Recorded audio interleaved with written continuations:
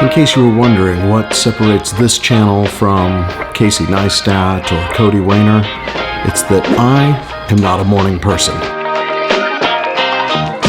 I'm not a morning person, I'm not a breakfast person, but this morning we're having breakfast with a couple of founders of a company called The Citizenry.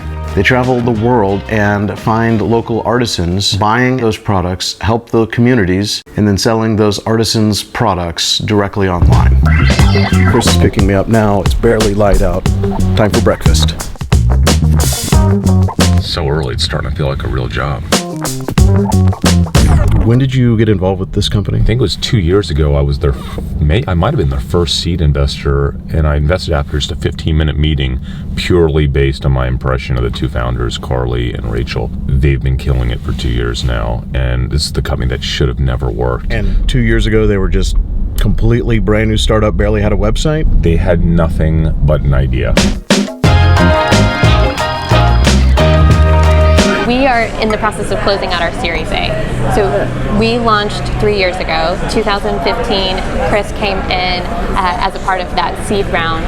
We've raised about $3 million since then. We're raising $5 million, focusing on building out brick and mortar in New York, San Fran, and LA. So excited about that. I know. I think it's going to be so excited. Just like fantastic single for the point brand. Soho location. Exactly. So Soho, Nolita. We're probably going to be in Hayes Valley in San Francisco, Abbot Kinney in LA. The majority of our customers are 60% is New York, California. Texas is number 3 with about 12%. What will you do revenue-wise this year, growing from 0 3 years ago? We're a little over 10 million run rate right now, which is really exciting. Our goal is to do about 21 million next year.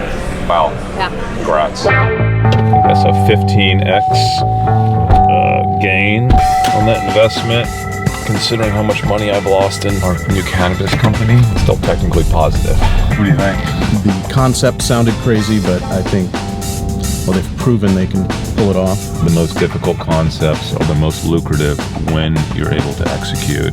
And I don't think there are a lot of founders in this town that could have executed the way Rachel and Carly have. I just can't wait to go on vacation and help them take pictures of products in Peru. We're heading into Fixed now. This is our single largest investment. And our most important, certainly the one with the most upside. Welcome to Fixed. Hey, how's it going? Tell us about our most important investment. Well, we had a couple great meetings yesterday and the day before. We've got an opportunity with the company to potentially partner with them on a national scale. Both of the companies we're talking to have large consumer bases, and they have a ton of customers in their portfolio, and they need and want a home warranty product that they can offer to their hundreds of thousands of homeowners across the country. We have to show this. Keeping it real. Oh, what is up with that? The first week that we don't have 2% drop in the market, I'll fix that. But it's staying like that for now. So do you know why we're meeting with Chris Walters? He's involved somehow in a RV floor planning concept. Oh, that's right. That's right. So evidently he's raising capital to finance RVs. It seems like a niche space. I know nothing about it or how we would help him. But Yeah, you blow it out of the water, and then what are you making, like 5 or 6% a year? I just don't. You know. He's a really good guy, and he's been on the fringe of success on and off for 10 years, and it's just never hit it big. Although he's been involved with companies that have, I feel like at some point he's gonna. It's his time. So I always want to meet with him and see what he's up to. Just taking more pictures of the duct tape. Should we get a wash today after this meeting? I don't know if you can afford it after what I've seen in the stock market today. All right.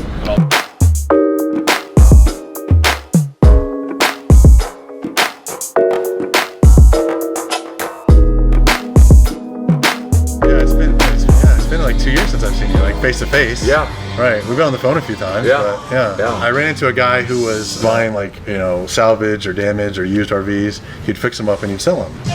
I started Argyle RV and hired him to come work for me. Same way you would do a flip house, you're doing a flip RV. We're flipping RVs instead of flipping a house. If it's cool with you, can we come check out the facility the next couple weeks? That was super cool though. Yeah. Even while he was explaining it, I was thinking, this is way smaller than anything that we typically invest in. If we could actually scale this to 3 times its size with relatively small investment up front. It could do 3 to 5 million a year with a 25% EBITDA. Wouldn't that be nice? That'd be a nice $1 million a year profit business.